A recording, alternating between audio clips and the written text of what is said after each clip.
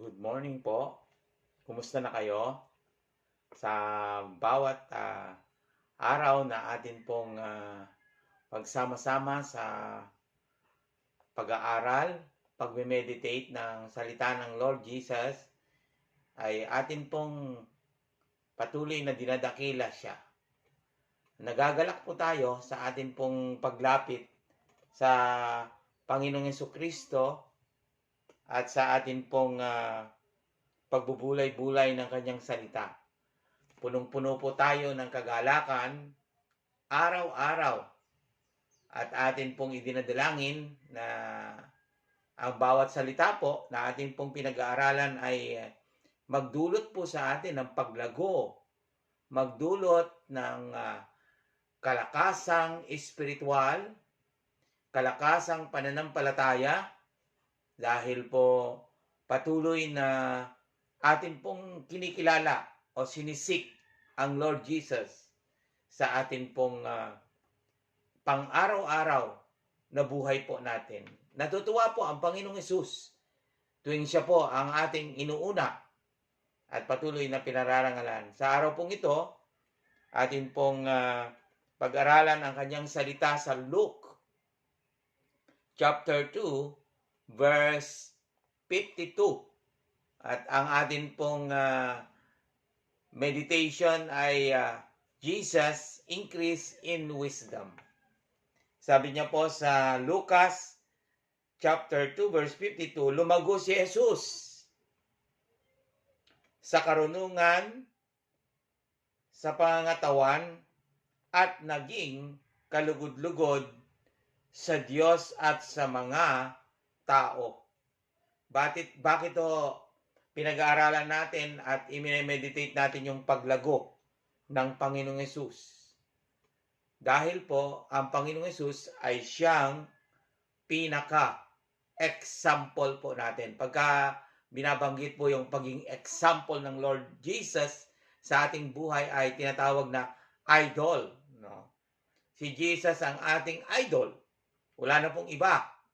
Siya yung ating iniidolo at siya yung sinusundan po natin. Kaya sabi niya dito sa text natin ay lumago ang Panginoong Hesus sa karunungan at pangangatawan. Sabi niya, ibig sabihin ay malusog po siya, naandun po yung kanyang katalinuhan. Sa number 1 points po, Luke chapter 2 verse 40, sinasabi niya po dito na ang Panginoong Hesus ay punong-puno ng karunungan. Sapagkat ang Panginoong Hesus walang ibang karunungan kundi ang kaalaman patungkol sa Amang Diyos. Yung lahat ng pamamaraan ng Ama, yan, yung kanyang mga itinuro po sa atin, yung kalooban, will ng Ama. At binabanggit po na punong-puno po siya sapagkat yun ang natunghayan niya sa Ama. At yun din ang kanyang itinuturo po sa atin. At ninanais niya na ipaalam sa buhay po natin sapagkat napakadakilang tulong po pag meron tayong kaalaman. Kasi po yung kaalaman ay ito po yung pag tinanong, ano po ang ibig sabihin ng kaalaman? Yung pong marunong kang bumalanse ng tama at mali. Alam mo po yung mali at hindi mo siya pipiliin at ang pipiliin mo ay yung tama. Yun po yung binabanggit po natin na kaalaman. At dahil kay Kristo na binanggit po ng Word of God that Jesus is the wisdom of God and He is filled with wisdom and He grow in wisdom, tayo din po, sabi niya sa point number 2, 2 Peter chapter 3 verse 18, ay dapat na lumago sa biyaya at knowledge. Sabi niya ganon. Grow in grace and knowledge. Si Kristo na naghahari po sa buhay po natin ay lumago sa karunungan o sa kaalaman. Ngayon din, ang buhay din po natin ay dapat lumago sa kanyang biyaya at kaalaman. Kaya yung buhay natin na nag-aaral, nagme-meditate ng kanyang word, ay lumalago po sa kaalaman. Yung pong kaalaman na kahit po nandito sa kalagitnaan ng pandemya, ay alam natin na tayo ay magtatagumpay. Kahit na humaharap po tayo sa lahat ng mga pagsubok o tribulation sa buhay, alam natin na ang kinatapusan nito ay pagtatagumpay kay Kristo Jesus. Dahil si Kristo Jesus ang ating tagumpay at si Kristo ay naghahari magpakailan-kailan paman sa ating mga buhay. Siyempre po, paghaharian ka ni Kristo kung tinanggap mo siya. Kinilala mo siyang Panginoon, tagapagligtas ng buhay mo. Kaya ang payo ko po, yung mga hindi pa po tumanggap, tanggapin si Kristo at hayaan mo siyang maghari sa iyong buhay, sapagkat kung pinagari mo si Kristo, mapupuno ka rin ng kaalaman.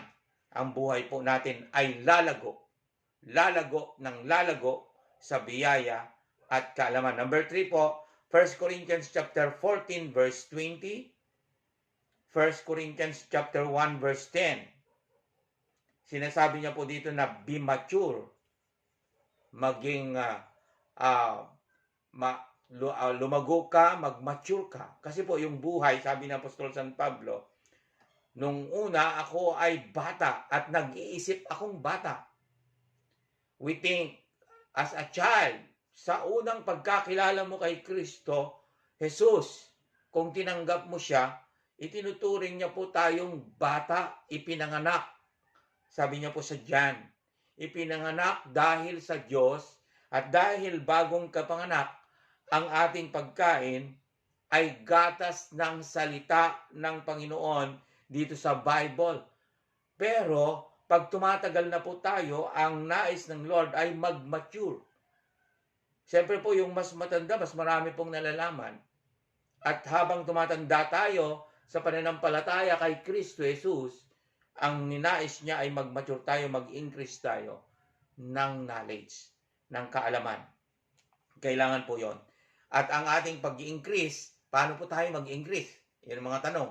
Siyempre po, kaya nga po araw-araw eh. Ulitin ko po, kaya nga araw-araw ay minemeditate ang Word of God, pinag-aaralan, i-memorize. Kasi po, habang tayo nag-aaral, ay dumadami yung kaalaman natin. Habang binabasa po natin ang Bible, dumadami yung promises na nalalaman natin at ang promises na ito ay para sa buhay po natin. At gagamitin din po natin yung mga promise, the Word of God, to fight against the evil one at ang kanyang mga kampon. Number 4, Proverbs chapter 2 verse 6, sabi niya ganon, He gave wisdom. Ang Panginoong Jesus nagbibigay din siya ng karunungan. Nung nalugod ang Panginoon, si Kristo, kay Solomon, na naghandog po siya ng napakaraming baka at sinunog para sa kanya bilang handog. Nalugod ang Diyos at ang tanong kay Solomon ay, anong gusto mong gawin ko sa iyo? Ang sabi ni Solomon ay, wisdom, Lord. Kaya ang pinagkaloob, hindi lamang po wisdom, sapagkat ang Diyos po ay more than enough. So sabi niya, sige, wisdom ang hinihingi mo, idadagdag ko ang karangalan at kasaganaan. Kaya sa buhay ni Haring Solomon, hindi lang wisdom ang binigay, pero the Lord gave wisdom. Proverbs chapter 8. Yung buong Proverbs na chapter 8, pag binasa nyo po, ay maintindihan nyo sino yung wisdom doon. Walang iba kundi si Kristo Jesus. Last point po, Psalm 37 verse 30, He speak wisdom. Sa bawat pananalita niya po, itong Word of God na pinag-aaralan po natin is full of wisdom. Kaya po, pagka pinag-aaralan natin, minemeditate natin ang Word of God, tayo din po ay mapupuno ng karunungan ni Kristo. Dahil siya po ang karunungan ng Diyos. Purihin po ang Panginoon. Sa araw na ito, patuloy po tayo nagagalak at magpupuri, sasamba kay Kristo Jesus sa ating buhay. Tayo po ay manalangin.